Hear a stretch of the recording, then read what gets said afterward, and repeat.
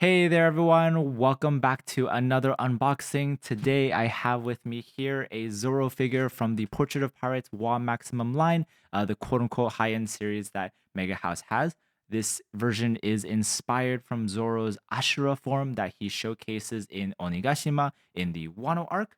I am super excited to unbox probably what's going to be my coolest, most badass figure in my collection so far. So let's open it up and see what we got.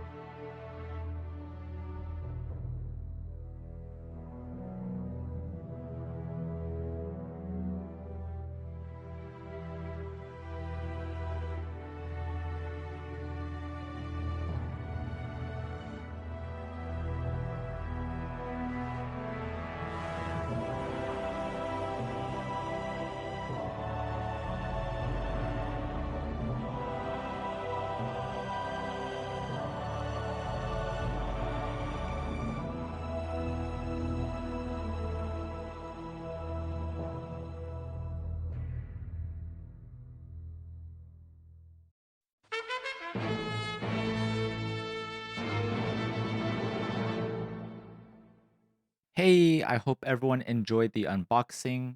Jumping into the review, I am overall super pleased with this figure. First off, the figure just looks absolutely amazing. I love what Mega House did to create Zoro's Ashura pose, considering that the extra heads and arms are meant to be illusions. In addition, this is probably one of the few figures where the character in itself is in the middle of a battle action. Usually, most figures are sort of just standing normally or look like they're posing for a photograph. But since this has more of an in the middle of a fight look, it's definitely way more unique. In terms of the color scheme, I definitely had my reservations about this when purchasing. It's just overall a very dark looking figure, and so I wasn't sure how this was going to look in person, but it turned out way better looking than I thought.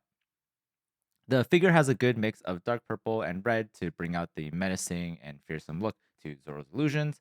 Zoro's clothing is fairly dark, which imitates what his clothing looks like in the anime, but I think Mega House made it look a lot better by putting focus on the texturing and shading with a bronze or brown spray painted look.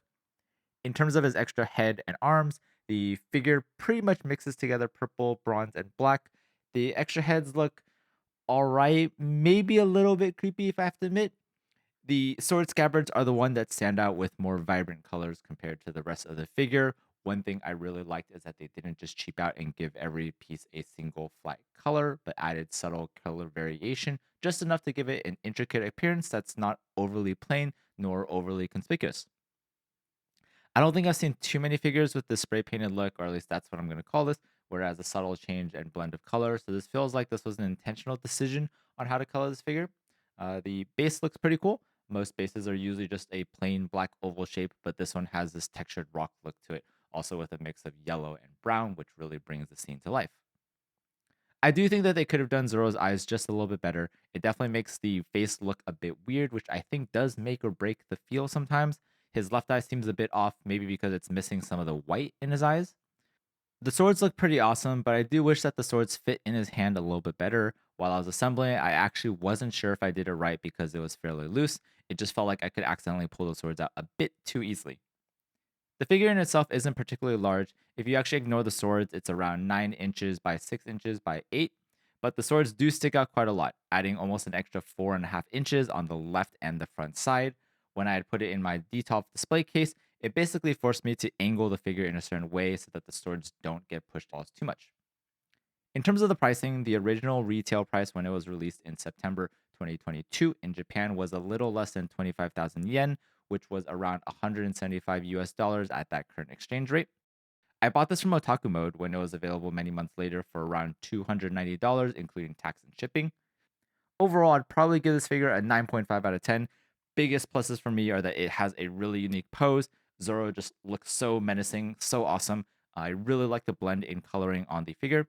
Biggest downside for me is that the face does look a bit weird. I think the pose overshadows the face enough that I don't mind it as much, but it definitely brings it down a notch for me. And there you have it. Thank you so much for joining me today on this unboxing and review. If you found this video entertaining or helpful, don't forget to hit that like button and subscribe for more content. I still have lots of figures that I'll be adding to my collection soon, which I hope to show everybody. If you've got any questions or thoughts, drop them down in the comments below.